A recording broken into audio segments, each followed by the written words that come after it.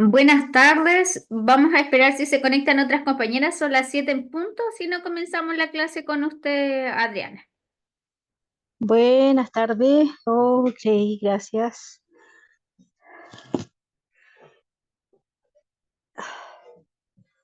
Me falta.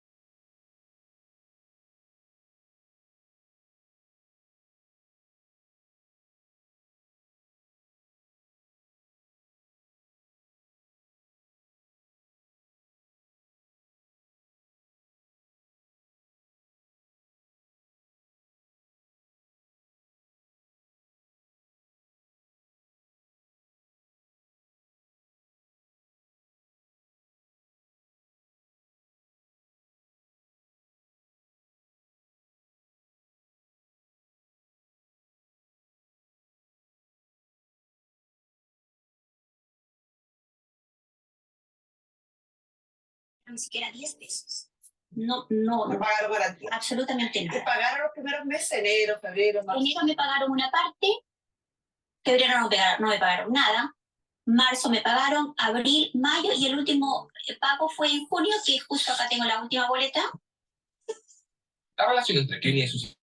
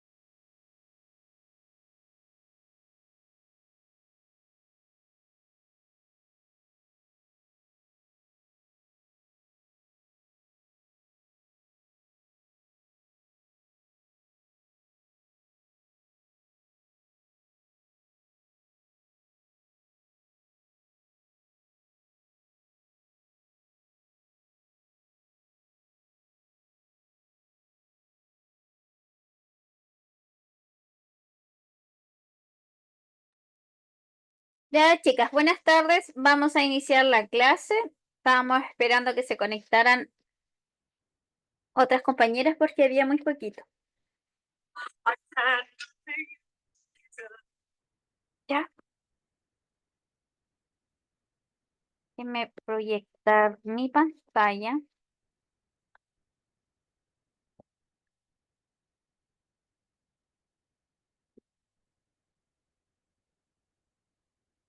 Y ahí está la clase para ustedes.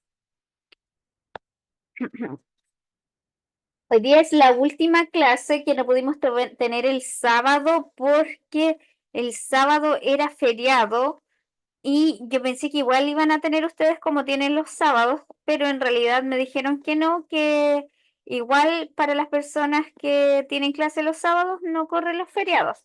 Así que hoy día todo lo que estaba programado para el sábado lo vamos a hacer para hoy.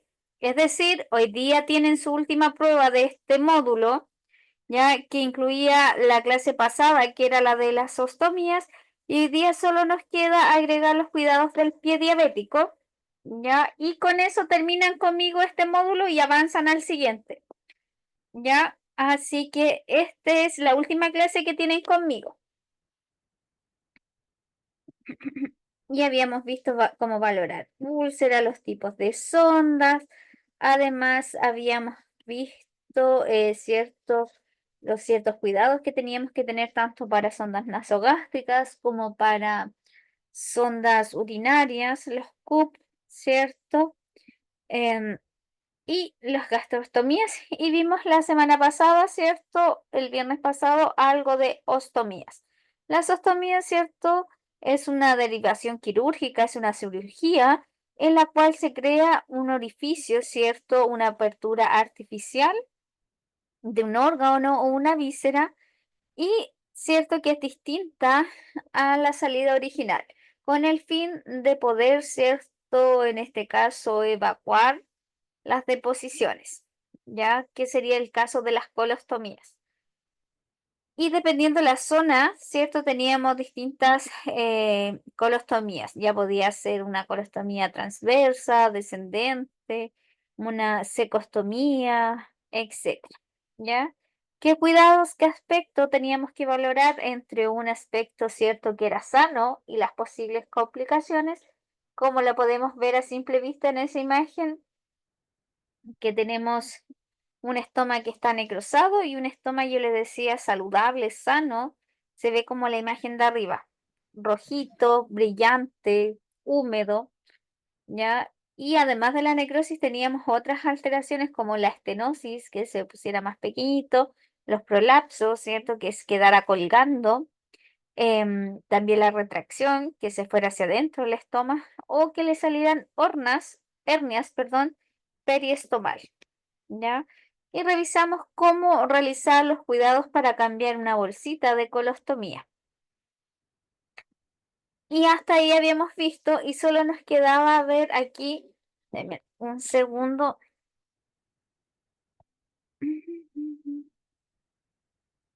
Denme un segundo.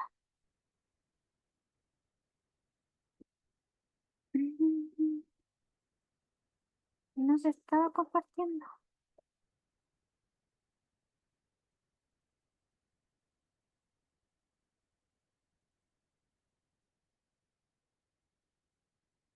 Ay, sí.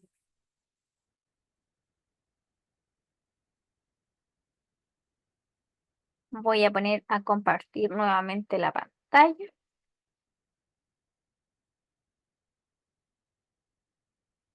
La clase de hoy es solo de cuidados del pie diabéticos y un poquito vamos a repasar lo que es la técnica séptica, ¿ya? Que es algo que van a utilizar en todos los cuidados que ustedes entreguen, en la mayoría de ellos, sobre todo los que involucran cierto procedimiento un poquito más invasivo, de curaciones, ¿cierto? Tratar siempre de tener una técnica séptica. Ya, así que nos faltaba ver hoy ya en los cuidados del pie diabético. Recuerden que de estas dos últimas clases es la evaluación, es decir, de la clase de la semana pasada más esta, ¿ya? Y esta evaluación va a estar disponible hoy a las 9:30 en su portal y va a estar disponible hasta mañana. Recuerden que tienen 24 horas para dar su evaluación, ¿ya? Así que eso. Igual voy a dejarles un mensaje para las que no se conectaron a clase que hoy día tienen evaluación.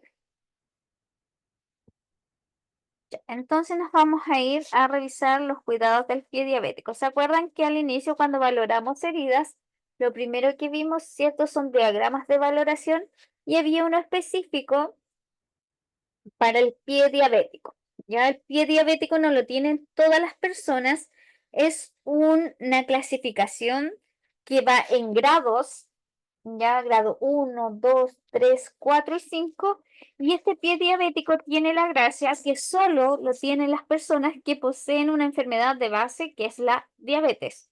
Y se puede ver no en todos los pacientes, lógicamente, sino en aquellos que presenten, lógicamente, descompensaciones en su glicemia, em, en tiempos, ¿cierto?, sostenido en el tiempo, y esto ha creado que se les forme un pie diabético. Ya por eso les digo, otras personas no van a tener este problema, sino que son solamente asociados a los pacientes que presentan diabetes. Y dice que la definición del pie diabético corresponde al pie de personas diabéticas, las cuales por la sola existencia de tener, cierto, su patología de base, que es la diabetes, sufren alteraciones que las llevan a presentar riesgo de lesiones y amputaciones. Tenemos distintas formas como una persona se puede crear una lesión, puede tener un pie diabético, ¿ya? Dice que existen 3 categorías de pie diabético. Dice que la 1 sin lesiones, pero con alteraciones sensitivas, ¿ya? Que son alteraciones que se presentan al realizar un test de monofilamento, perdón, donde se descubre el pie del paciente, así como la tenemos acá, ¿ya? Y ¿qué pasa? Que yo le voy tocando ciertos puntos específicos de su pie a la persona y le voy preguntando, ¿usted siente? Lo toco, lo punciono, ¿cierto? Con un instrumento que se llama el monofilamento, que tiene una especie así como de un punzón, pero no rompe la piel, es solo para tocar, como si fuera un lápiz, ¿ya? Y le voy preguntando si siente o no, ¿ya? Y ahí puedo notar que puede tener alteraciones sensitivas, porque puede que me esté diciendo que sí lo siente cuando yo no le estoy tocando cierta parte de su piel. Otra categoría es las que son en riesgos, ¿ya? Con lesiones preulcerosas existe hiperkeratosis, deformidades y otros. Ya aquí tenemos pies, la hiperkeratosis es cuando se pone la piel muy dura y son esos famosos callos que les aparecen o incluso en las mismas uñas y tienen mucha tendencia a que les salgan hongos, unas uñas súper deformes y por eso las personas con pie diabético tienen que tener su control estricto con podólogos, ¿ya? Al menos 2 veces al año le toca por programa, ya tanto su fondo de pies, de ojo, como ir al podólogo a los pacientes con diabetes. Hay deformidades porque los pacientes, como no tienen sensibilidad, pierden, ¿cierto? La sensibilidad, a veces se deforman los pies o se van así formando fracturas y los pies están quebrados y como los huesitos tienen que soldar, lo hacen de mala forma y se van deformando el pie, ¿ya? Y tenemos otra categoría que es el activo, que es aquel que tiene ya una lesión ulcerada bastante grande, ¿ya? Y tenemos 2 tipos de pies, en este caso diabéticos, ¿ya?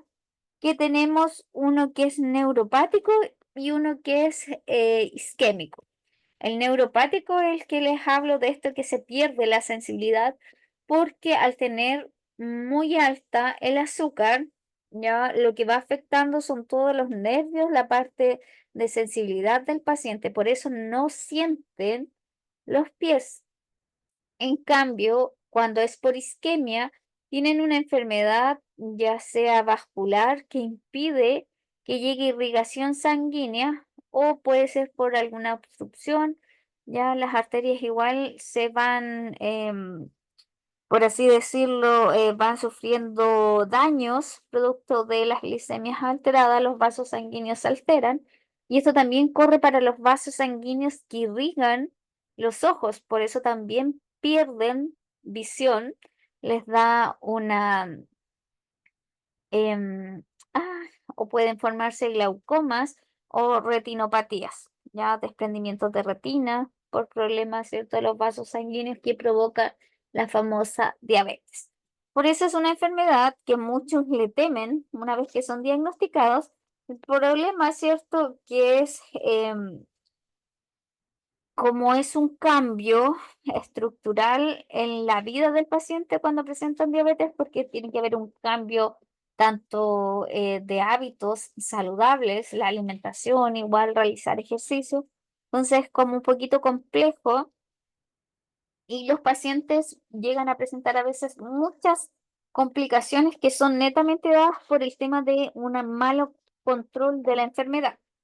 ¿Ya? Pero una persona que esté bien cuidadita no necesariamente puede sufrir las consecuencias de la diabetes. Ya dice que las lesiones pueden corresponder a hiperkeratosis, deformidades osteoarticulares y otras, para llegar a las ulceraciones activas tanto como en la planta del pie como en los bordes, ya, o en el dorso de los ortejos, que son los dedos, y en las uñas, incluyendo el área de apoyo del talón en personas postradas, asociadas o no a infección, ¿cierto? Lesiones óseas y alteraciones cutáneas en vecindad, ¿ya?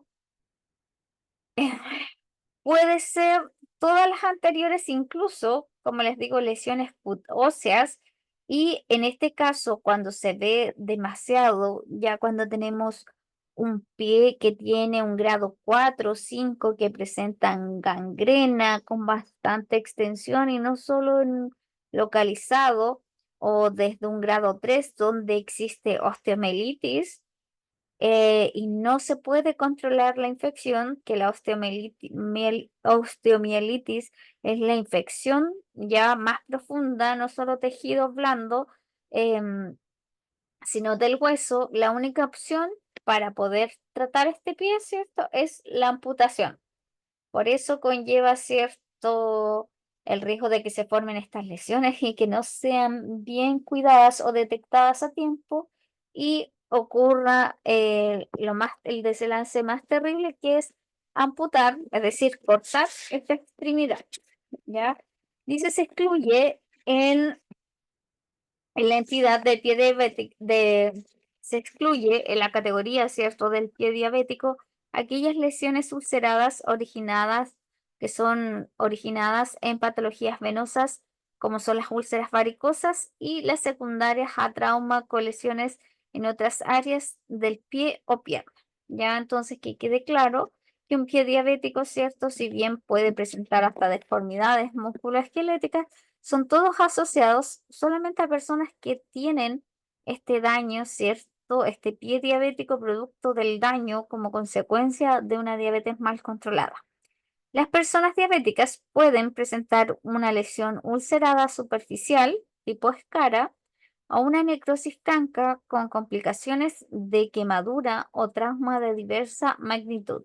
Ellas deben ser primariamente manejadas por los médicos a cuya especialidad corresponde el trauma en cuestión, correspondiendo a la evaluación como pie diabético solo en caso de una evolución tórpida, inhabitual para el tipo de superficie de lesión, o bien si existe evidencia de enfermedad isquémica vascular. Los pies diabéticos ya deben ser tratados por los médicos. La enfermera en el control de crónicos solo se encarga de realizar un control, ya revisar que ese pie, en qué grado está, ver cómo evoluciona, pero si presenta alguna alteración, debe ser tratado por un médico porque, como les digo, en algunos casos puede llegar a la amputación, ¿ya? O el paciente puede que pierda totalmente la sensibilidad de sus pies e incluso lo limite a caminar, ¿ya? Entonces requiere de un tratamiento oportuno, ya sea de curaciones, existe igual, tiene que existir un control estricto metabólico para evitar, ya si bien no se va a recuperar ese pie, pero evitar que el daño continúe, ¿ya? Si no se pierde toda la sensibilidad del pie, entonces las personas al formar más hiperkeratosis o deformidades, eh, y no sentir, a veces se generan lesiones y esas se infectan y pueden, ¿cierto?, transformarse en úlceras, tipo, ¿cierto?, em, más avanzadas, activas, y generar un pie diabético grado 2, 3, 4 o 5, ¿ya? Donde ya existe tejido que está necrótico, donde existe gangrena, entonces ya el pie no es viable.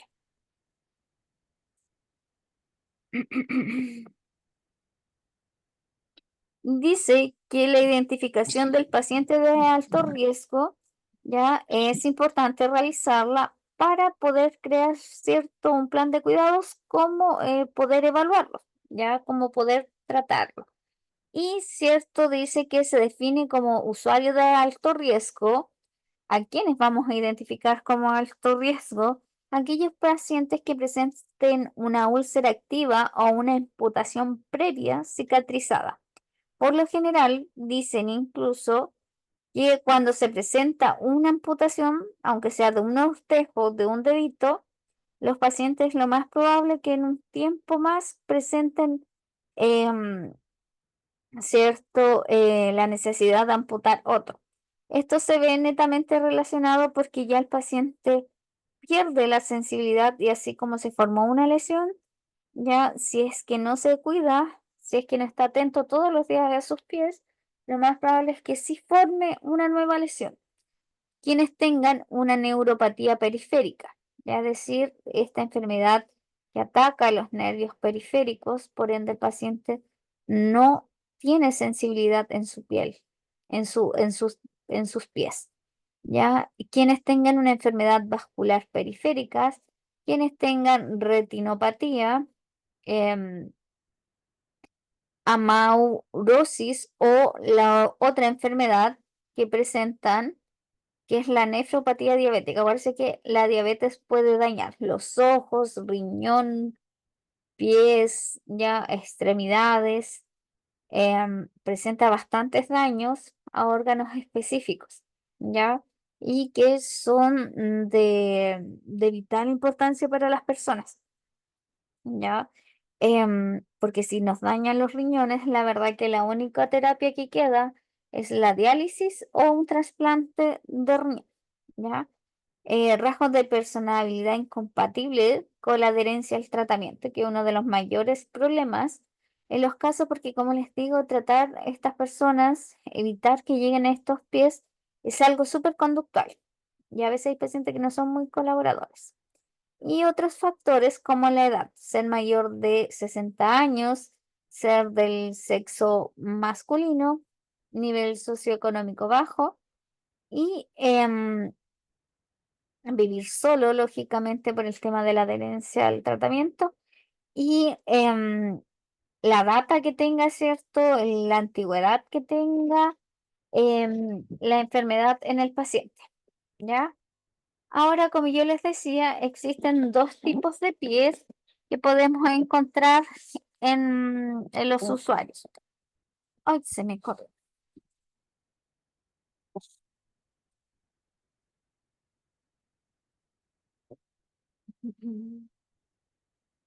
Tenemos dos tipos de pies que podemos hacer una diferenciación entre ambos. Aquí tenemos un pie que es neuropático, que es el que vemos acá a la izquierda, y uno neuroisquémico que está a la derecha. Nos dice que en general la localización de las úlceras en un pie neuropático es aquel que tiene problemas, ¿cierto? Em, de neuropatía periférica, van a aparecer las úlceras en la zona plantar. En cambio, en aquel pie que es neuroisquémico o isquémico, ya va a presentar las úlceras, se van a localizar más en los dedos del pie, los ortejos o en el borde del pie.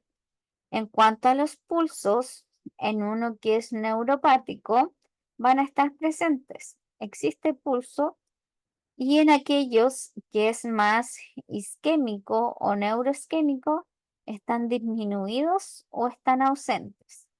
Ya, y ustedes saben que al no tener pulso, quiere decir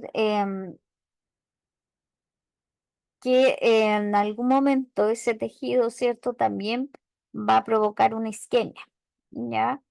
La hiperkeratosis, cuando es neuropático, es mucho más presente. Acá vemos este pie que es neuropático, aquí como en el bordecito bajo lo que es el ortejo mayor, el dedo pulgar gordo, ¿cierto? El, el dedito gordo del paciente, aquí abajo presenta esta callosidad que es una hiperkeratosis. ¿Ya? En cambio, los pacientes que son neuroisquémicos o isquémicos no presentan hiperkeratosis. En los pies neuropáticos sí presentan mayor deformidad del pie, sobre todo por la falta de sensibilidad y que a veces se fracturan. Eso se llama a veces un pie totalmente donde prácticamente el tobillo desaparece, algo que se llama el pie de Charcot, que es una deformidad donde los pacientes se fracturan y al no sentir, luego los huesitos empiezan a formar, a tratar de soldarse, ¿cierto? En posiciones que no son las adecuadas, por falta, ¿cierto?, de atender de forma oportuna una fractura o requieren de algún zapato especial porque les deforman los pies como no los sienten, caminan incluso arrastrando los pies a veces, ¿ya? Y en los neuroisquémicos o isquémicos es poco frecuente que se vean deformidades. En un pie que es neuropático, la sensibilidad al dolor no existe, porque acuérdense que existe un daño eh, a los nervios, una neuropatía periférica. Cambio el neuroisquémico o isquémico, acá no es el problema de, de que falte sensibilidad, ya sí hay sensibilidad al dolor, sino que más que nada de irrigación sanguínea. Por eso se habla de isquemia. Em,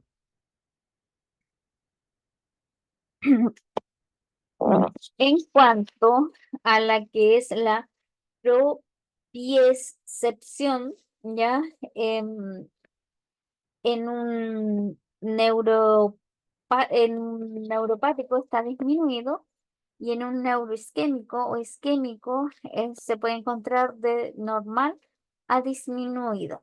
Y en la temperatura aquí Em, también van a encontrar que a veces hay pacientes que le dicen que no, que tienen las extremidades más heladas, ya en cuanto a personas con diabetes, sí es posible, porque si tienen, es neuropático, la temperatura ya va a estar aumentada, en cambio cuando es isquémico o neuroisquémico, va a estar más disminuida la temperatura.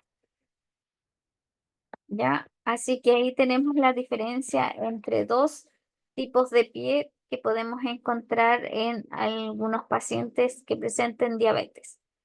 Em, las neuropatías o cierto, un pie, no necesariamente tienen que ser los pies, a veces también son las extremidades ya superiores que presentan algún daño, producto, son menos comunes lógicamente, es más común conocido el pie diabético, pero puede generar este mismo problema en las extremidades superiores. Ya llegar a un nivel donde se produzca alguna isquemia o la pérdida de la sensibilidad en los pies. No es que usted tuvo un día un desajuste en la dieta o no se administró la insulina, sino que es sostenida en el tiempo. Cuando ya lleva mucho tiempo, ¿cierto?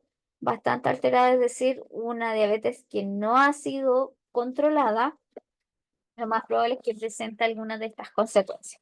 Y no solamente la pérdida, ¿cierto?, de una extremidad, porque las personas pueden hacer, ¿cierto?, su vida de forma normal. Algunos han amputado un ortejo, ¿cierto? Pero el problema es que a veces daña órganos que son mucho más vitales, como por ejemplo los riñones. Ya sin riñón usted realmente no puede realizar sus actividades de la vida diaria, no puede vivir. Los ojos quedan ciegos, ¿ya?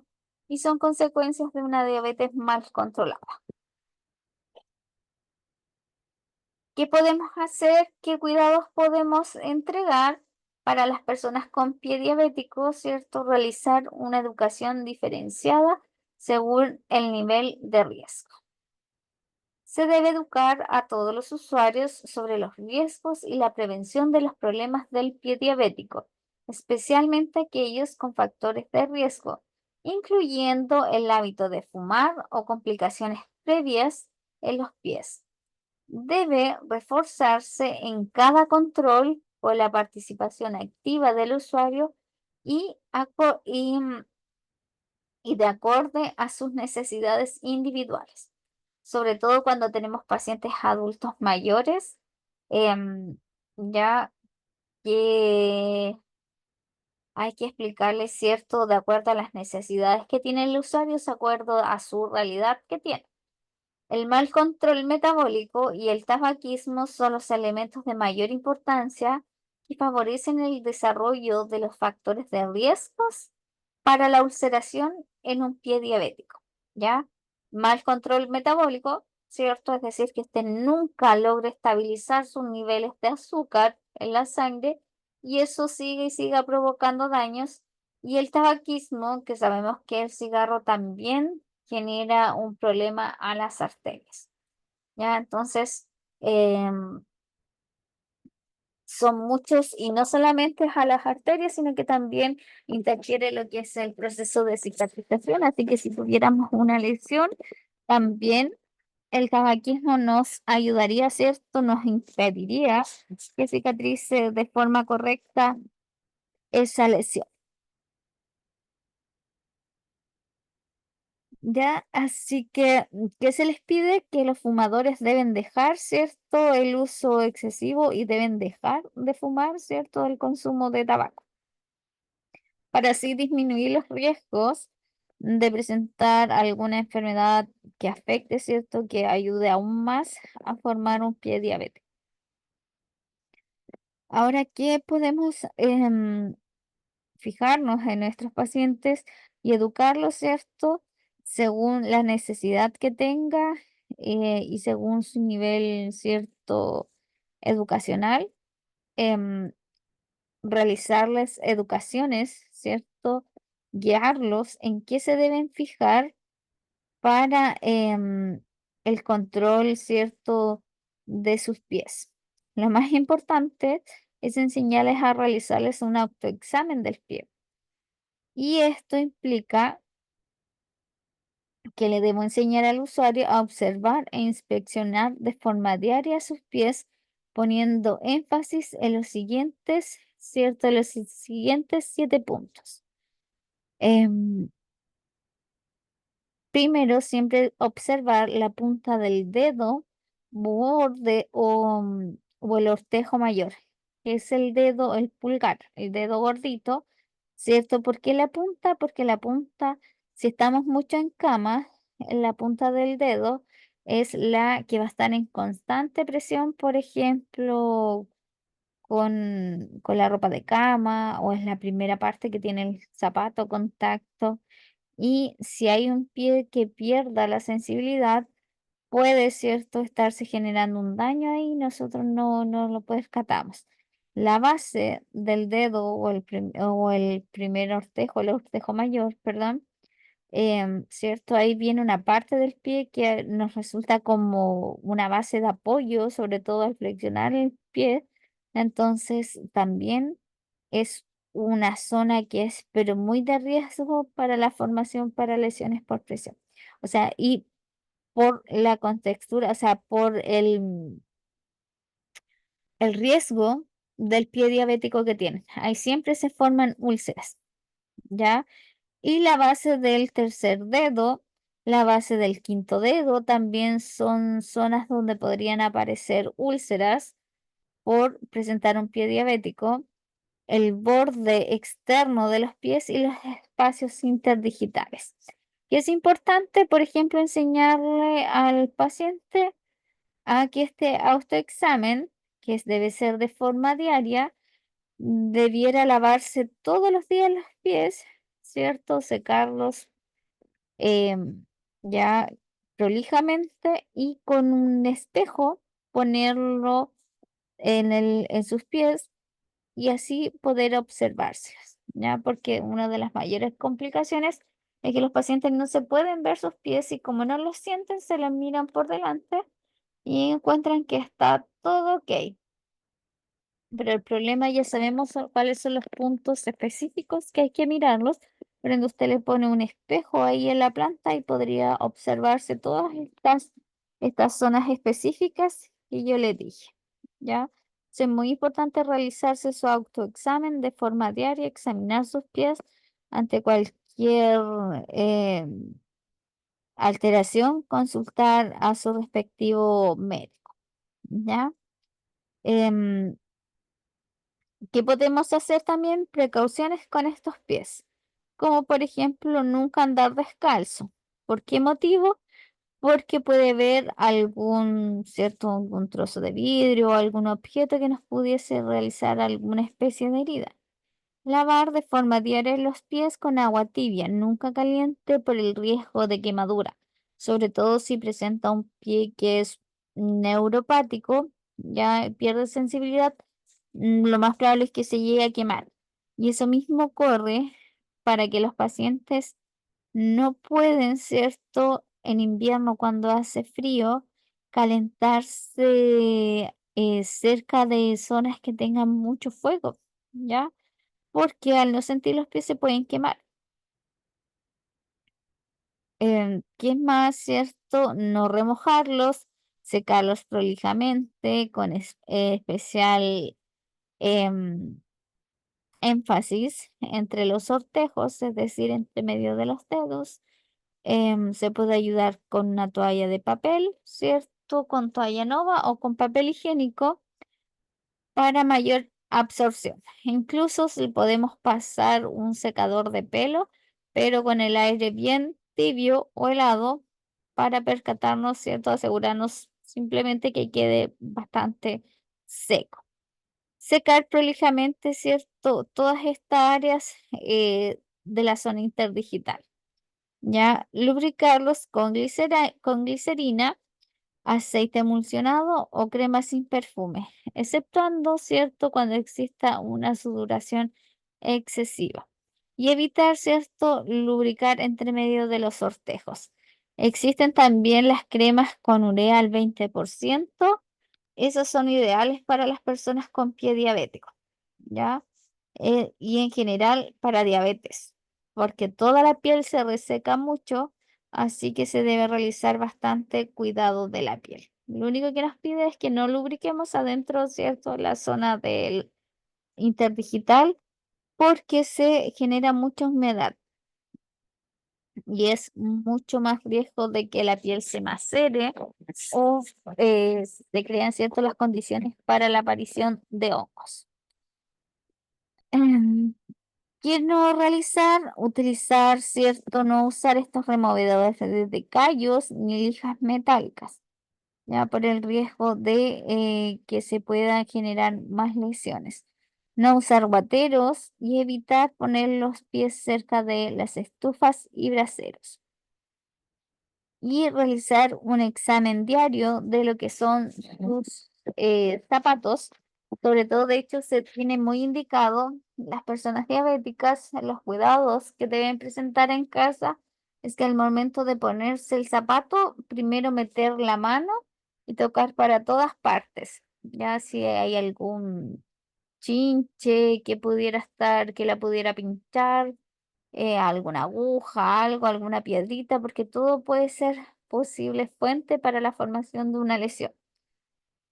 Y cierto, ¿qué más podemos hacer? Hacer uso de calcetín blanco siempre, que las costuras, dar las vueltas para evitar que nos dañen, sobre todo cuando el calcetín es que tiene mucha, pero mucha costura, ya evitar que el paciente tenga algún problema de este tipo y se genera alguna lesión. Y sobre todo si son muy apretados, cortarles arriba los elásticos. Siempre tienen que ser más delgaditos, ¿ya? Estaba viendo cuánto nos queda. La clase de hoy tampoco es muy larga. Vamos a terminar este y nos vamos a ir a un pequeño recreo y luego terminamos la clase. Parece que a las 9:30 les voy a poner la prueba. Que también tenemos que hacer cuidados con las uñas. Yo les decía que las uñas también presentan hiperkeratosis o pueden presentar hongos. Ya siempre realizar un corte recto, evitarlas cortar demasiado, ya. Si están engrosadas, limar en lugar de cortarlas. No dejarlas crecer tanto que puedan ir, cierto, a herir la parte lateral de los dedos, de los ortejos. Ya realizar un corte en lugar bien iluminado para evitar, cierto, dañar el resto de los tejidos y solo cortar la uña y no la piel, cierto, que está circundante a la uña. Si la persona no ve, debe solicitar a otra persona que lo haga por ella el tema del corte de uñas. Cortar las uñas inmediatamente después de lavado los pies para que éstas estén más blandas y así facilitar el corte de la uña. Usar limas de cartón o tijeras rectas. Nunca utilizar corta uñas. ¿Ya? O hay que utilizar tijeritas, ya esas que usan los podólogos para poder realizar el corte de las uñas. Y evitar, ¿cierto?, el uso de antisépticos, astringentes u otras sustancias químicas que no estén prescritas.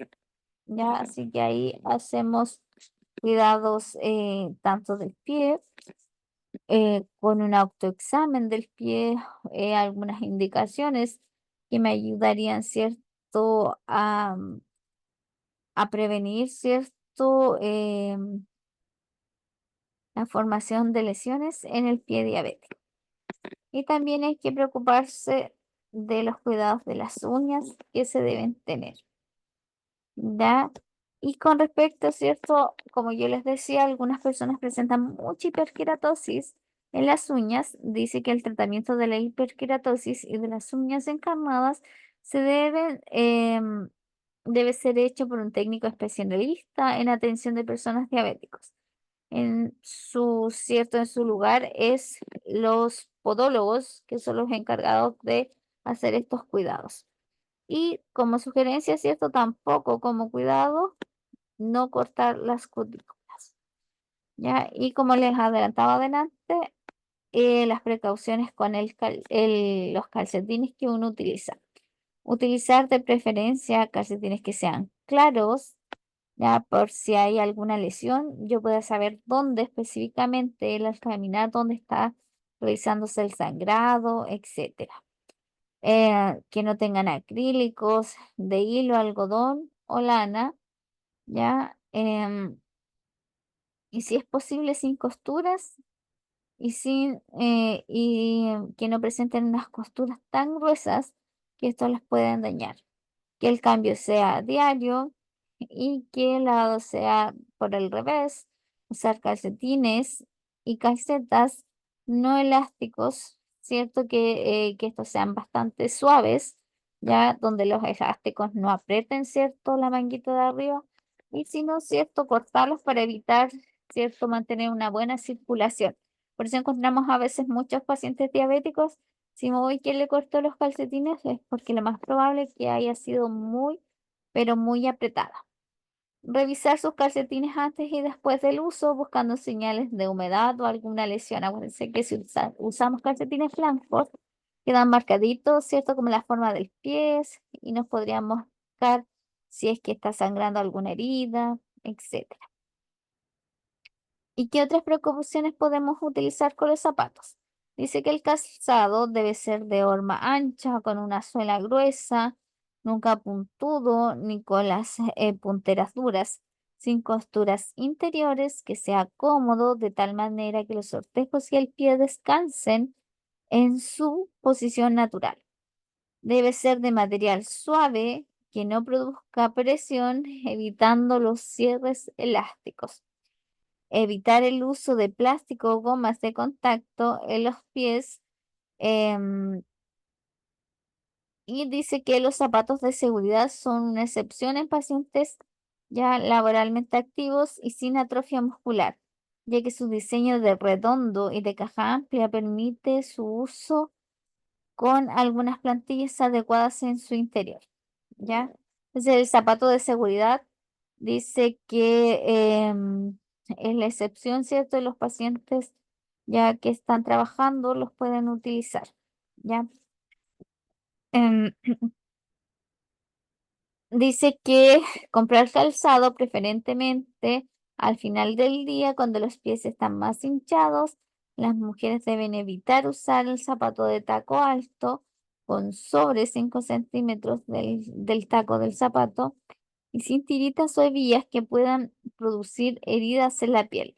Por eso que en la tarde nos encontramos, ¿cierto? Cuando tenemos retención de líquido, sobre todo, o hemos caminado mucho, se nos hinchan los pies. Por eso recomienda que se compre los zapatos en la tarde, cuando ya el pie ha caminado bastante y pudiese estar edematoso. ¿Y qué hay que hacer? Evitar comprar zapatillas o sandalias, sobre todo, que tengan muchas tiritas o hebillas, porque si el pie se pone edematoso, es como que las queda como eh, puesto en algo que le queda pequeño y se marcan mucho. Evitar el uso de zapatos de caña que queden muy alta, ya que puedan herir los tobillos. Los zapatos nuevos deben ablandarse de forma gradual, usándolos un par de horas por día, hasta que usted realmente, ¿cierto?, estén más cómodos, ya ahí recién utilizarlos de forma diaria. Usar plantillas de descarga cuando estén indicadas. Estas son plantillas que en algunos casos liberan presión del talón o de la planta del pie en algunas zonas específicas. Dice que usar siempre los zapatos con calcetines o medias, incluso estando en la casa.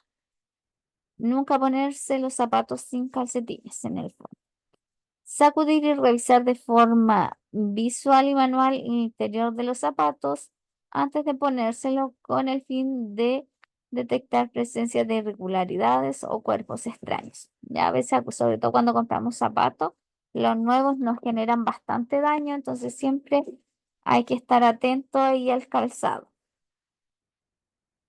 Em, sobre todo si presenta cuerpos extraños, costuras muy duras, que se puedan generar lesiones con el roce, ¿ya?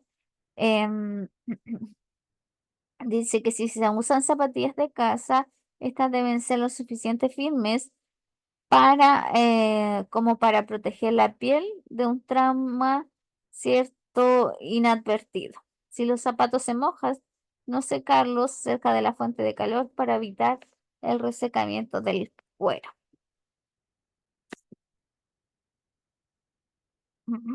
Vamos a dejar hasta aquí, vamos a tomar un pequeño recreito, no nos queda mucho. Y esto más lo de la semana pasada, entre la prueba que tienen hoy a las 9:30, que va a estar activa. Ya, así que nos vemos en unos 10 a 15 minutitos más.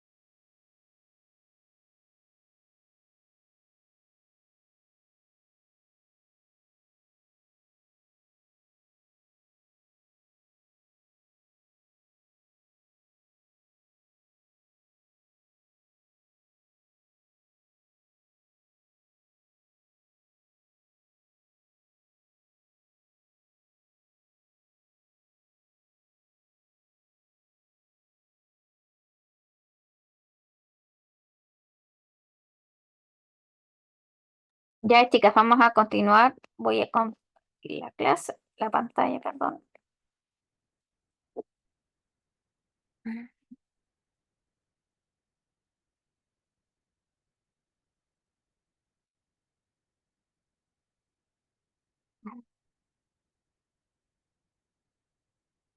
Ahora, cierto, estábamos viendo qué cuidados podíamos educar a los pacientes en los cuidados del pie diabéticos o que ustedes también los pueden aplicar en los pacientes, cierto, que cuiden en domicilio o en casas de reposo.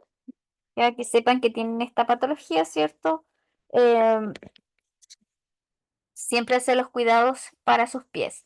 También que es importante recalcar cuando el usuario debe consultar inmediatamente en caso de cambios de coloración en la piel de los pies, cambios de sensibilidad o presencia de dolor, cambios en la morfología del pie, presencia de lesiones cutáneas, por pequeñas que sean, uñas encarnadas, enrojecimiento y dolor del borde lateral de cualquiera de los pies. Ya es importante porque todo esto nos pueden dar indicios de que hay algunos cambios, de que hay falta de irrigación, de que hay falta de sensibilidad de los pies, ya, y hay que estar atenta para evitar que se formen lesiones mayores que requieran cierto de amputación. Para que la persona se dé cuenta de esta situación, es útil comparar la sensibilidad de los pies con la sensibilidad de los brazos, ya, como tips. Em, en estas personas se les indicará el autoexamen diario de los pies considerando los siguientes aspectos. Como decía delante, usar en espejo si es necesario para poder ver todo el pie. Practicar el examen en un lugar que esté bien iluminado. Em, si no ve bien, ¿cierto? Solicitar a alguien que lo pueda ayudar, porque a veces por la falta de visión o no poder revisarse bien los pies es que una herida que a veces la podríamos salvar con curaciones, ¿cierto? No se salva porque como también les daña la vista y como en algunas personas son mayores y por el uso, también la aparición de cataratas, tampoco pueden verse los pies, también es un factor de riesgo. Fijarse en las zonas donde esté enrojecido, donde existan flictenas, que son las ampollas, hiperkeratosis, fisuras de la piel, sobre todo los pies, los talones que estén secos, lesiones entre los dedos o planta del pie o cualquier cambio de color habitual de lo que es la piel. Recuerden que uno muy pálido, ¿cierto? Podría ser porque le llega muy poca sangre. Ya oxigenación, si está muy rojo o edematoso, puede ser alguna infección, etcétera. Y consultar inmediatamente frente a la aparición de cualquier lesión, por pequeña que sea. Ya acá también nos muestra un cuadrito em, ya de algunos síntomas que pueden presentar los pacientes. Por ejemplo, nos dice aquí que hay que poner alerta, por eso nos dice bandera roja, para los pacientes que presentan una polineuropatía diabética dolorosa. ¿Qué vamos a encontrar en ellos como signos y síntomas? Adormecimiento y hormigueo de los pies. A veces sienten que les dan incluso como puntadas, como clavadas, como la corriente, ¿ya? Y eso, ¿cierto? Imagínense cómo debe ser el dolor, es un dolor neuropático, porque lo que duele son los nervios, sensación de ardor o quemante que aumenta en la noche o en reposo. Edema de pies y piernas, que el edema, cierto, es la acumulación de líquido y que el pie, cuando generalmente decimos que tiene el pie hinchado. Ya. Síntomas en los pies o piernas cuando estos estén en movimiento y que se alivian, ¿cierto? Inmediatamente de sentarse o el estirar los pies. También historia previa de ulceraciones de los pies, ¿ya? También tenemos otra, otro factor que nos podría interferir y que es importante ponerle atención, la pesquisa de la claudicación intermitente, ya que este es un dolor en los pies o en las piernas cuando se camina, el cual limita su movilidad. Si es un dolor, ¿cierto? Esa es la claudicación intermitente. Duele, ¿cierto? Cuando las personas caminan y esto, ¿cierto? Le va limitando la movilidad. Y el déficit de autocuidado, ya hay que estar atento. El uso de guateros, bolsas calientes para aliviar los síntomas porque se pueden abrir y no pueden sentir y quemarse. Falta de examinación de los pies de forma diaria y minuciosa, ¿cierto? La falta de conocimiento sobre el corte de las uñas y la eliminación de los callos. Nos decía que de hecho no podíamos usar corta uñas sino tijeras, ya para lo que es el corte, el cuidado de las uñas y el desconocimiento sobre la elección del calzado. El pie tiene que descansar, ¿cierto? Y evitar calzado que deforme el pie. Y en general siempre recomiendan un calzado que sea un número más grande de la talla habitual. El caminar descalzo también, porque nos podemos formar alguna lesión.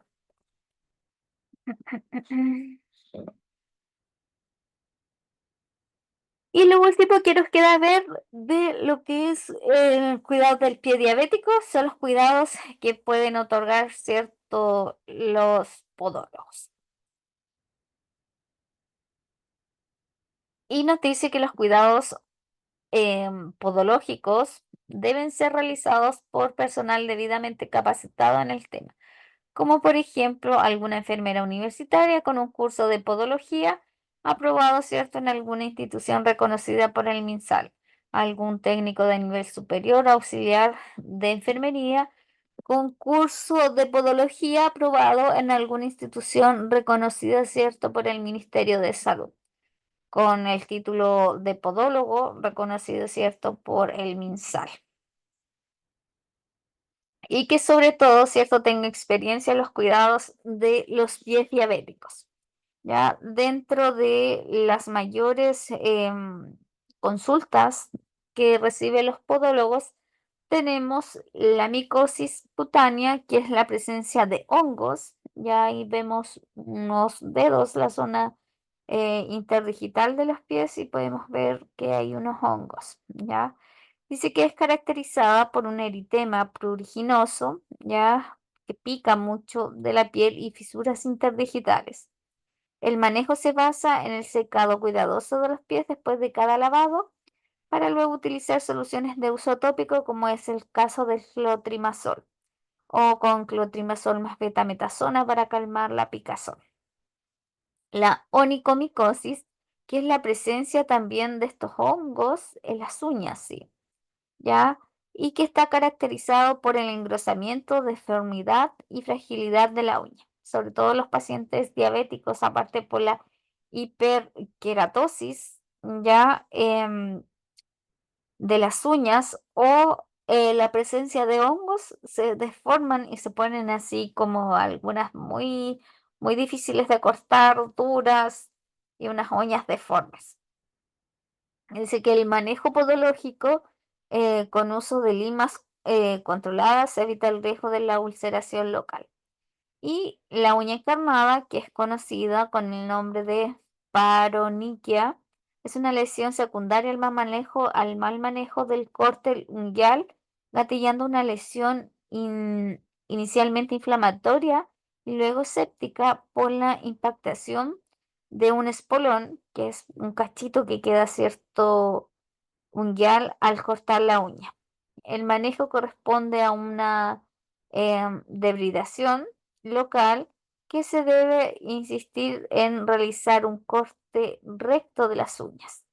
Ya cuando se encarnan las uñas y como forma una lesión inflamatoria se pone rojo, algunos casitos con un poquito de exudados, como que se viera la uña, el dedo así gordo, como infectado. ¿Ya? Y la hiperkeratosis. Dice que existe un intenso engrosamiento local de la piel de las áreas de mayor roce o presión que pueden observarse tanto como en la planta, el borde del pie, el dorso del ortejo, ¿ya? Su riesgo es la formación de úlceras penetrantes y sepsis de la piel, porque al estar esta hiperkeratosis, formarse estos callos, a veces se forman fisuras y eso, ¿cierto? Se genera una puerta de entrada para la colonización de algún microorganismo o, ¿cierto?, para que se vaya ulcerando. Dice que el manejo corresponde a la prevención mediante el uso de un calzado adecuado, asociado a un manejo podológico de la hiperkeratosis. Ya con todo el instrumental que tiene el podólogo, ¿cierto? Además de la hidratación, correspondiente corte de uñas y el sacado, ¿cierto?, de la hiperkeratosis. ¿Ya? Ahí tenemos el manejo principal que tenemos, junto con tratar las micosis, de los cuidados que requieren, ¿cierto?, de consulta también de podología. Y ahora esto es lo último que nos queda para repasar. Ya acuérdense que entonces la prueba va a ser de lo que son las ostomías, los cuidados del pie diabético, y le vamos a sumar esto de técnica séptica. Eso es todo lo que vamos a tener de clases, y con esto hoy día terminamos. Y a las 9:30 va a estar en el portal activa su prueba, que va a estar disponible hasta mañana. ¿Ya?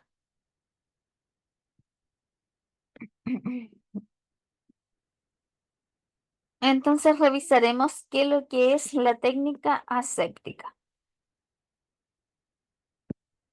Me causó la duda si es que tenía mi micrófono encendido porque nadie me ha dicho,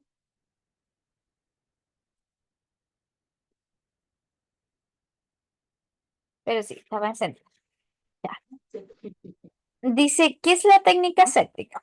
Ya cuando hablamos de asepsia, hablamos inmediatamente, se nos viene a la cabeza, ¿se acuerdan que la otra vez revisamos el concepto de asepsia y de antisepsia? Y que todo lo referente, ¿cierto?, apuntaban a ambos al mismo objetivo, que es la disminución ya de los agentes, de los posibles agentes infecciosos, en este caso de los microorganismos, ya que puedan provocar, ¿cierto?, alguna infección en los pacientes.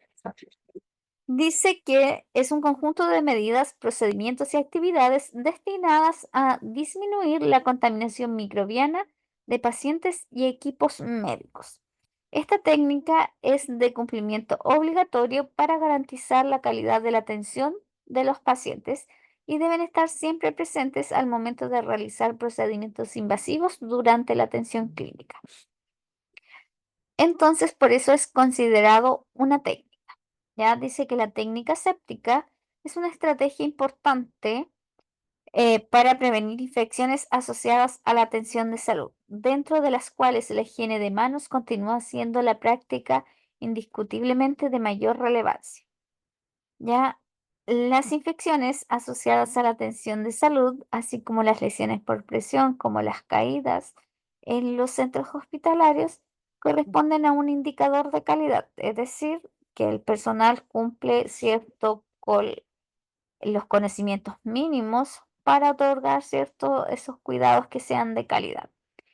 Em, las infecciones que son asociadas a la atención de salud son todos aquellos procesos infecciosos en los cuales los pacientes se han contagiado producto de recibir una atención de salud, ya sea hospitalizado, ya, o de forma ambulatoria. Y en este caso también incluye las atenciones que ustedes entregan, ya sea en casa como cuidadoras o en los centros de cuidados de adulto mayor, en las casas de reposo, en los CLA, ¿ya? Porque a veces atendemos más de un paciente o incluso el mismo paciente, usted si no tiene una buena técnica de aseo genital, puede colonizar otras zonas y generar una infección que fue asociada a la atención de salud por una contaminación cruzada, o por el hecho, ¿cierto?, de haber cambiado pañales a un usuario, no haber utilizado guantes, no haberse realizado un lavado de manos y luego ir a realizar un procedimiento con otro usuario. Por eso dice que el lavado de manos sigue siendo, ¿cierto?, la medida que aún, ¿cierto?, presenta mayor relevancia. El lavado de manos nunca va a ser reemplazado por el guante, ¿ya? Em, Siempre un lavado de manos con agua y jabón corriendo es la mejor forma de eliminar, ¿cierto?, los microorganismos presentes en las manos y que usted no sea un medio de transporte para el contagio de otros microorganismos, ¿ya? ¿Por qué las manos? Porque es lo que más utilizamos. Existen momentos claves en una atención ya de salud que nosotros debiéramos cumplir rigurosamente, sobre todo en pacientes que tengan la sospecha o la confirmación de algún microorganismo. Entonces nosotros estrictamente debiéramos lavarnos las manos en estos 5 momentos específicos que nos dice, ¿cierto? Eh, el MinSal. Vamos a revisar los principios básicos de la asepsia. Y uno dice que es saber que está sucio. El dos, ¿cierto? Saber qué es lo que está limpio en un área. Saber qué está esterilizado o no, ¿cierto? Mantener por separado las tres condiciones: sucio, limpio, esterilizado. Remediar la contaminación inmediatamente una vez que uno la provoca, ¿cierto? Detectarla inmediatamente, ¿ya? En todo procedimiento o a la aplicación de cuidados de enfermería, nosotros siempre, pero siempre tenemos que separar nuestras áreas de área limpia, área sucia y lo que está esterilizado. Por ende, también donde se almacenan las cosas, ¿cierto? Siempre o se preparan medicamentos, está el área limpia, ¿ya? O cuando realizamos un cambio de pañal, nosotros tenemos que identificar cuáles son nuestras áreas limpias, áreas sucias, ¿ya? Incluso recuerden que para bañar a alguien existe un principio que siempre, ¿cierto? El aseo y confort se realiza en un sentido, ya desde lo más limpio a lo más sucio, etcétera. Entonces ahí yo les adelantaba que lo que eran las infecciones asociadas a la atención de salud, las famosas IAS. Dice que corresponden a todo proceso infeccioso general o localizado que ocurre como consecuencia de la atención de salud y que no se estaba presente ni incubándose al momento de hospitalizarse. Dice que esta es la denominación más adecuada, ya que incluye la atención ambulatoria y, cierto, las infecciones detectadas después del alta incluso. E incluso tienen un periodo de compatibilidad las infecciones asociadas a la atención de salud. Por ejemplo, en el caso de la cirugía, ¿cierto? Se espera incluso donde existan prótesis de cadera, por ejemplo, o prótesis, no sé, de algún hueso. Esperamos que incluso hasta 6 meses posalta, si el paciente presenta alguna infección, ¿cierto? Asociada a lo que es la prótesis, es porque fue un mal manejo, ¿cierto? En pabellón que se contaminó, ¿ya? Dice que los procedimientos que se incluyen en esta técnica séptica son la higiene de manos, ya sea quirúrgico o clínico, el uso de guantes estériles, el uso de mascarilla y gorro, el uso de delantal, el uso de un campo estéril, ya que puede ser el uso del material estéril o el desinfectado, ¿cierto? De alto nivel, o la preparación de la piel previa a procedimientos invasivos y el uso de los antisépticos. Dice que el lavado de manos es la medida más básica y más importante y sobre todo más simple para reducir la transmisión de agentes infecciosos. Produce una importante reducción en la aportación de los microorganismos y está demostrado que su práctica puede llevar a una reducción en la mortalidad y en la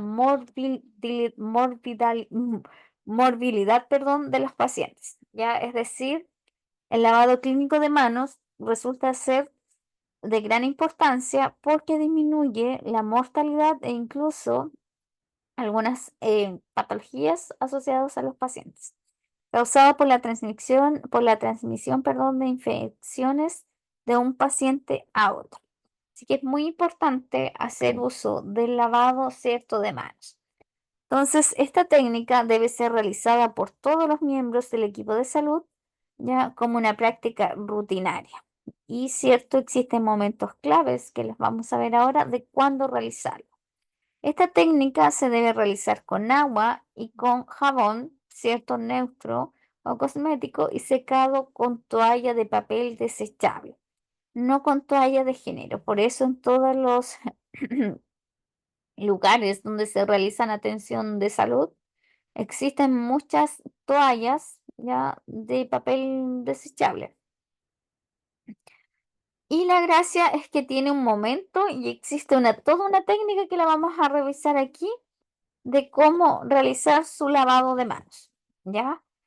Los 5 momentos claves para el lavado de manos, dice, se debería realizar según las indicaciones de la OMS, que es la Organización Mundial de la Salud, 5 momentos de la higiene de mano al realizar la atención de los pacientes.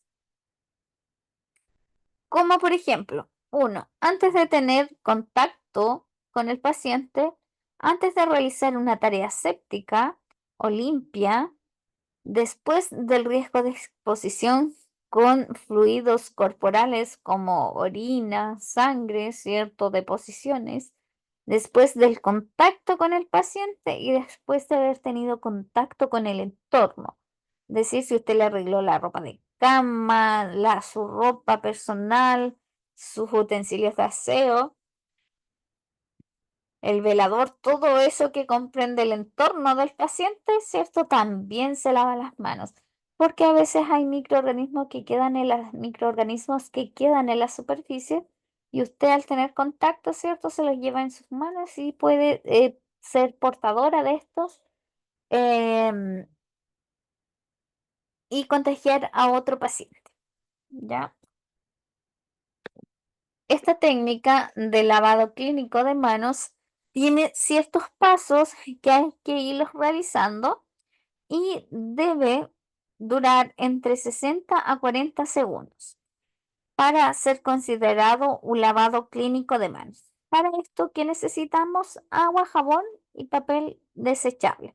Lo primero que vas a hacer, ¿cierto? Recuerden que todas las atenciones de salud se realizan ya con manga descubierta hasta el codo, sin esmalte de uña, uñas cortas y además sin uso de joyas, relojes, ¿cierto? Ni anillos.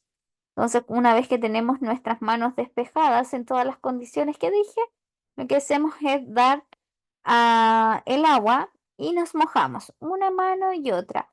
Luego depositamos la suficiente cantidad de jabón para realizar abundante espuma. Y comenzamos con la técnica. Froto palma con palma, ya. Y luego, ¿qué hago? Froto el dorso de la mano con, cierto, de la mano derecha contra la palma de la mano derecha contra el dorso de la mano izquierda, haciendo énfasis en las zonas interdigitales, como le muestra la imagen 3. Después me doy vuelta las manos, palma con dedos entrelazados, para seguir limpiando zona interdigital. Luego toca lavar el dorso de los dedos con la palma de la otra mano, ¿ya? Es decir, aquí usted se toma los dedos y dobla un poquito la mano, cosa que le queda aquí el dorso, el muñón con el talón de la mano y hace un movimiento de cosa como muestra la imagen, ¿cierto? Para poderse lavar ahí el dorso de los dedos. Y luego cambia de mano, lo hace una mano y otra mano. Todo esto se hace, lo que se hace para una mano, se hace para la otra. Luego de eso, nos tomamos el pulgar y con movimientos rotatorios lavamos el pulgar, ¿cierto? Y luego cambiamos y lavamos el otro. Luego de eso, toca lavar la punta de los dedos. Para eso, ¿cierto? Movimiento circular en la palma de la mano y la otra mano, ¿cierto? Todos los dedos que tengan contacto con la palma, usted los lava de forma circular. Luego enjuagamos ya con abundante agua, saca toda la espuma y se enjuaga desde la punta de los dedos hacia abajo, ya porque es por arrastre mecánico, ¿cierto? La eliminación de microorganismos. Luego, ¿cierto? Tomo toalla de papel y me seco, ya sobre todo haciendo énfasis en la zona interdigital y me voy secando desde arriba hacia abajo sin devolver. Y luego, ¿cierto? cierro la llave y como tengo lógicamente las manos bien lavaditas, tengo la opción de estas llaves que son las llaves clínicas de poder cerrarlas con el codo, ¿cierto? Y si no, si tengo de las otras que tengo que rodarla, lo hago con una servilleta de papel, pero no tengo contacto directo con lo que es la llave nuevamente. Recuerden que las llaves, sobre todo en los espacios que son compartidos, son una fuente donde pueden haber muchos microorganismos. Así que si necesito realizar la atención de un paciente, cierro la llave con una navaja. ¿Ya? Ahora nos vamos a revisar. Ay, se me salió. El uso de barreras. Ya dice que al fin de minimizar el riesgo de infecciones cruzadas y de contaminación exógena, durante los procedimientos de atención de pacientes se utilizan mecanismos de barreras que impiden el traspaso de microorganismos desde los reservorios, es decir, desde quienes los tienen, hasta el huésped susceptible, que es quien lo podría tener y desarrollar una infección. Estas pueden o no ser estériles y dentro de las barreras más utilizadas tenemos las mascarillas. Ya las mascarillas son bastante conocidas por ustedes por el tema de la pandemia. Aprendimos bastante a cómo usar las mascarillas, los tipos que existen, ¿cierto? Las pecheras, los guantes. Ya tenemos mascarillas, esta que se ve acá, la quirúrgica, esta dura 4 horas y nos sirve, ¿cierto?, para la protección contra microorganismos que sean por gotitas, ¿ya? Que se transmitan hasta 1 metro de distancia y que sean de micrones más o menos como hasta unos 5 micrones, nos aguanta, ¿ya? Pero si ya tenemos un microorganismo que se transmite de forma aérea, ¿ya? Y es mucho más pequeñito y es por aeroproyección, es decir, hacia más de 1,5 metros de distancia. Entre una persona y otra nos sirven estos respiradores de alta eficiencia o las mascarillas, las KN95 o mascarillas con válvulas, ya que atrapan más micropartículas. Ya tenemos las batas, que aquí tenemos una bata quirúrgica. Existe la otra que son pecheras, que son sin los bracitos. Ya cuando tenemos microorganismos que se adquieren por contacto, es obligatoria una bata desechable, ya que tenga cierto mangas. No me sirve la pechera. Este es como de un material como este que hace las bolsas reutilizables, pero hay otras que son de un solo uso, que son las pecheras plásticas. ¿Ya? Guantes estériles, que son estos, distintos a los de procedimientos, ya que estos vienen en paquetitos y rotulados con mano derecha, mano izquierda. Guantes de procedimientos, que son ambidiestros, las esparras, perdón, las antiparras, o este que tenemos acá, el escudo facial, y los gorritos, ¿cierto? O cofias. Ya todas esas son barreras de protección personal para realizar las atenciones. Dependiendo de lo que tenga nuestro paciente, nosotros seleccionamos nuestros elementos de protección personal, ¿ya? También es importante, yo lo que les decía, siempre separar lo que son las áreas limpias de las áreas sucias. Dice que en el área limpia siempre vamos a encontrar, ¿cierto?, donde preparamos los medicamentos, preparación de procedimientos invasivos, almacenamiento de material limpio y estéril. En cambio, en el área sucia es donde, ¿cierto?, se va a almacenar de forma transitoria hasta su retiro final todo material o insumo o productos derivados de la atención de pacientes, donde a veces dejamos, por ejemplo, las cajitas de curaciones que luego se van a esterilizar, ¿cierto? Se deja de forma transitoria ahí el material y después, ¿cierto?, se lleva a la central de esterilización. Y nos queda lo último, porque ya estamos como en la hora, parece. Sí, el uso de antisépticos, ¿ya? Em, que se acuerda que hacíamos las diferencias entre lo que era la sepsia y la antisepsia, ¿ya? Dice que los antisépticos son sustancias que ayudan a combatir o prevenir los procedimientos infecciosos, inhibiendo el crecimiento y la reproducción de bacterias, hongos y virus que los ocasionan.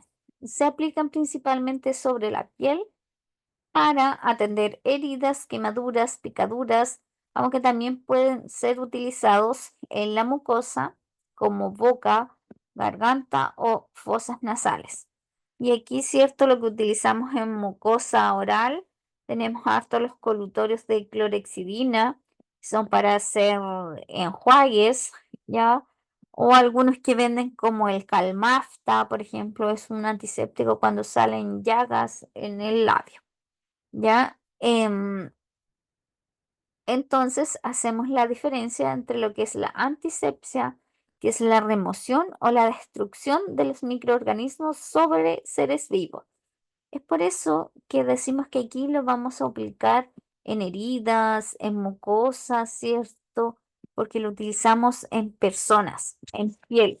En cambio, la antisepsia es la destrucción de los microorganismos sobre superficies u objetos inanimados, como puede ser la ropa de cama, lavarla, ¿cierto? Limpiar las superficies, por ejemplo, mesones, los artículos, ¿cierto? Que utilizamos los equipos médicos, como el toma presión, un termómetro, ¿cierto? Ahí utilizamos antisépticos para limpiarlos, para desinfectarlos.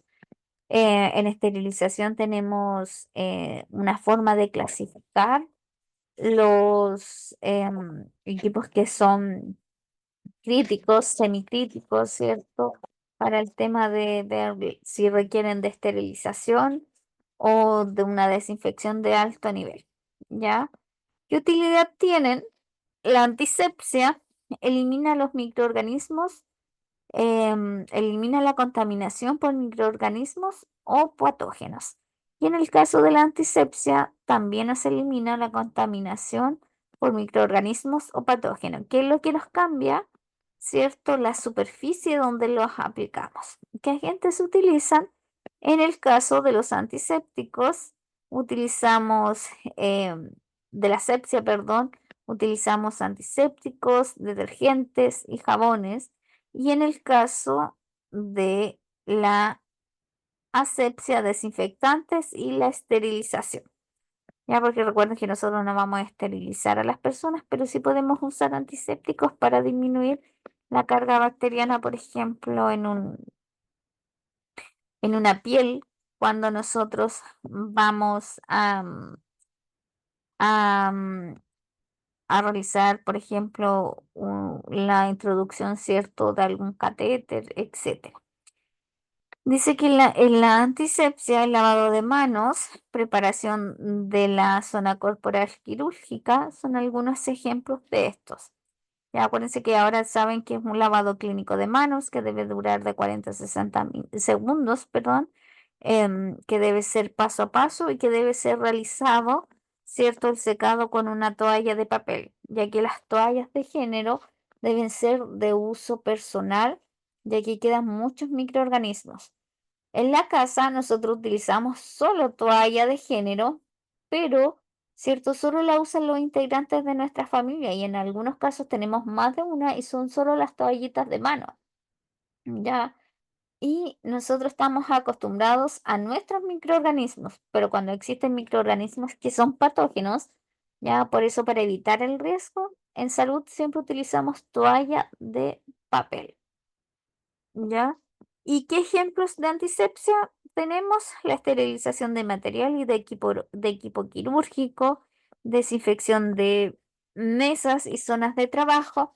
Aquí utilizamos desinfectantes, ¿cierto? Como por ejemplo el cloro, una solución, ¿cierto?, de hipoclorito, o utilizamos el amonio cuaternario, ¿ya? Y los insumos médicos que son reutilizables, se esterilizan. Todo lo que es de acero inoxidable, ¿cierto?